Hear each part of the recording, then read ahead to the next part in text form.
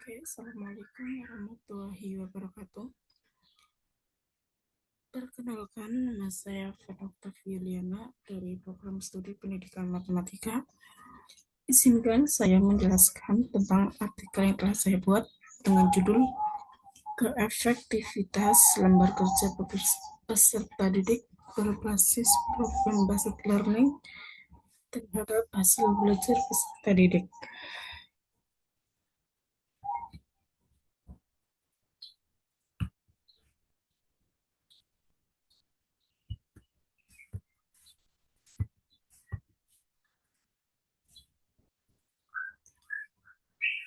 Yang pertama ada pendahuluan, terdiri dari pendidikan, hasil belajar, model problem based learning, dan LKPD. Di sini saya akan menjelaskan pertama pendidikan.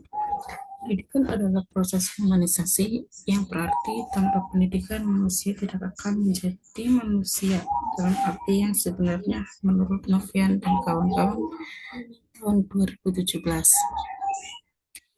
Selanjutnya ada hasil belajar. Hasil belajar merupakan cara yang terbaik pendidik lakukan untuk mengetahui ketercapaian pembelajaran yang dilakukan.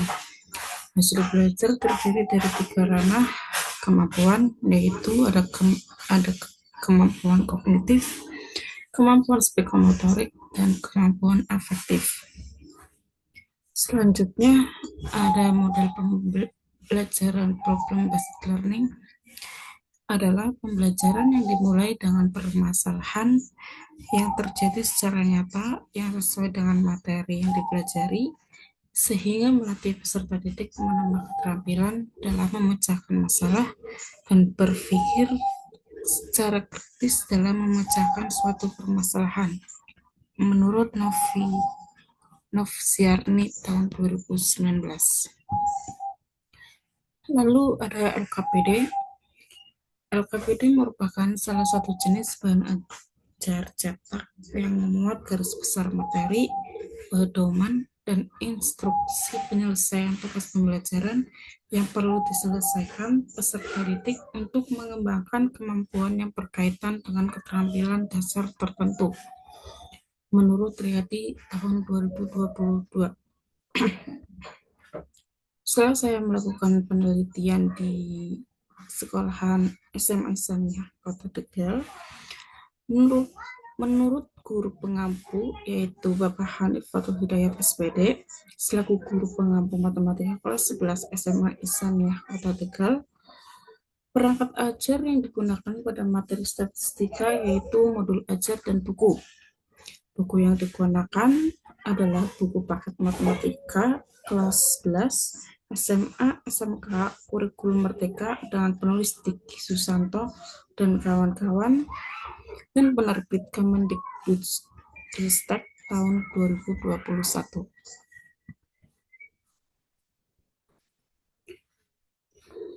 Lalu penelitian ini dilakukan untuk menunjukkan bahwa hasil belajar peserta didik meningkat dengan menggunakan LKPD berbasis PPL.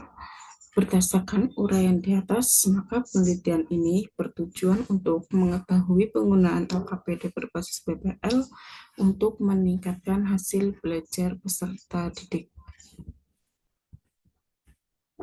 Lalu metode yang saya gunakan, jenis penelitian ini merupakan penelitian eksperimen. Dengan desain yang digunakan adalah post-test only control. Penelitian ini dilakukan dengan 2 kelas sampel, yaitu kelas eksperimen dan kelas kontrol. Di sini kelas eksperimen saya menerapkan dengan menggunakan model pembelajaran problem based learning, sedangkan di kelas kontrol saya menerapkan dengan metode konvensional. Lalu populasi dalam penelitian ini adalah kelas 11 SMA Islamiyah Kota Tegal yang berjumlah 62 peserta didik. Pemilihan sampel dilakukan secara purposive sampel dengan mempertimbangkan karakteristiknya. Untuk pengumpulan data menggunakan soal post-test hasil belajar pada materi statistika tingkat lanjut, Analisis data yang digunakan dalam penelitian ini sebagai berikut. Yang pertama ada uji prasyarat analisis berupa uji normalitas dan homogenitas. Yang kedua uji proporsi satu pihak. Yang tiga ada uji MANOVA one way. Dan yang keempat ada uji Hotelling. Maka mendapatkan hasil yang pertama, uji prasyarat analisis. Sebagai prasyarat melakukan uji hipotesis untuk menunjukkan keefektifan produk atau LKPD, maka data yang diperoleh yaitu data soal post-test, kelas eksperimen, ataupun kelas kontrol, dan harus memenuhi asumsi yaitu normal dan homogen. Yang pertama kita akan mengetahui apakah data tersebut termasuk normal atau tidak. Dalam penelitian ini, data yang diperoleh dianalisis dengan menggunakan bantuan Microsoft Excel, yaitu dengan uji normalitas kelas eksperimen dan kelas kontrol yang disajikan pada tabel berikut. Yang pertama ada kelas eksperimen dengan jumlah peserta titik 34, maka diketahui L hitungnya 0,129, L tabelnya 0,1519, maka kesimpulannya normal karena L hitung lebih kecil dari L tabel. Yang kedua ada kelas kontrol dengan jumlah 29, maka diperoleh L hitungnya 0,011, tabelnya 0,161 dengan kesimpulan normal karena L hitung lebih kecil dari L tabel. Tabel tersebut menunjukkan bahwa nilai signifikansi untuk soal post-test di kelas eksperimen dan kelas kontrol berdistribusi normal. Dengan demikian, dapat disimpulkan bahwa sebaran data untuk hasil belajar peserta didik adalah normal, baik kelas eksperimen dan kelas kontrol. Lalu kita akan menguji homogenitas. Asumsi lain yang harus dipenuhi untuk pengujian hipotesis adalah data harus homogen. Uji homogen dilakukan untuk data soal post-test di kelas eksperimen maupun kelas kontrol dengan menguji homogenitas berbantuan dengan Microsoft Excel, maka diperoleh nilai signifikan untuk soal post-test di kelas eksperimen dan kelas kontrol adalah homogen. Dengan demikian, dapat disimpulkan bahwa sebaran data untuk hasil belajar peserta didik adalah homogen, baik kelas eksperimen maupun kelas kontrol. Yang kedua, ada uji efektivitas. Yang pertama di sini akan menguji uji proporsi satu pihak kanan. Uji proporsi satu pihak kanan digunakan untuk menganalisis data post-test pada penelitian ini. Adapun hipotesis proporsi sebagai berikut.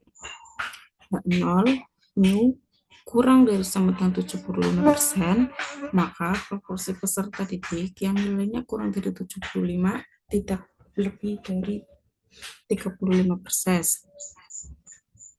Dan H0 mu lebih dari 75, maka proporsi peserta didik yang nilainya 75 lebih dari 35%.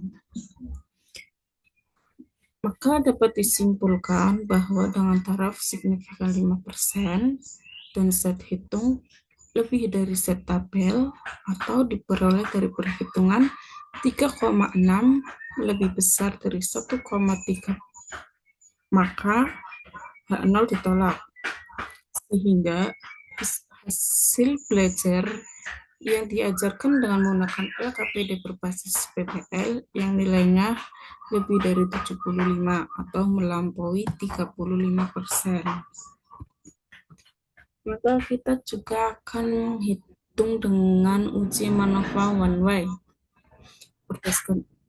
Berdasarkan uji perhitungan MANOVA one way diperoleh lambda tabel sama dengan 0,097 Hasil tersebut dikonsultasikan dengan lambda tabel dengan signifikan 5%, maka diperoleh lambda tabel sama dengan 0,903.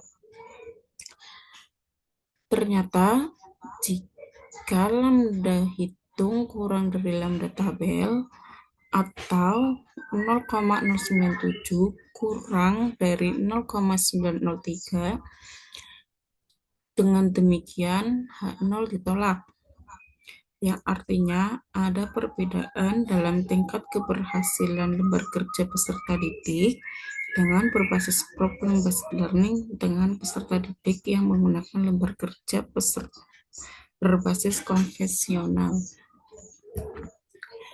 Lalu menghitung uji Hodlin.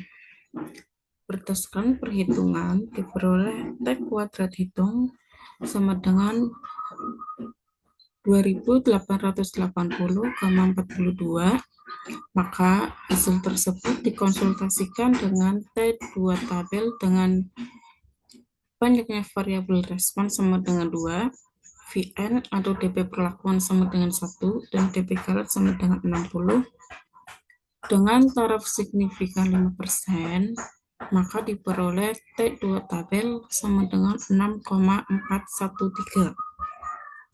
Karena T2 hitung lebih dari T2 tabel, maka H0 ditolak, yang artinya hasil belajar peserta didik lebih baik menggunakan lembar kerja peserta didik berbasis problem based learning daripada dengan menggunakan model pembelajaran konvensional.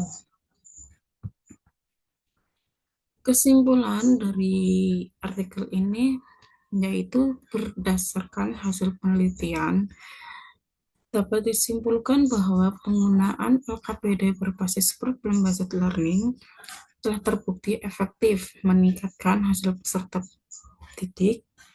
Hal ini dikarenakan LKPD berbasis problem based learning membimbing peserta didik agar mahir dalam memecahkan masalah sebagai starting point yang dapat merangsang hasil belajar peserta didik, dan LKPD yang memuat stimulasi hasil belajar peserta didik dalam kelompok. Demikian yang bisa saya sampaikan dari presentasi artikel yang telah saya buat. Kurang lebihnya mohon maaf. Wassalamualaikum warahmatullahi wabarakatuh.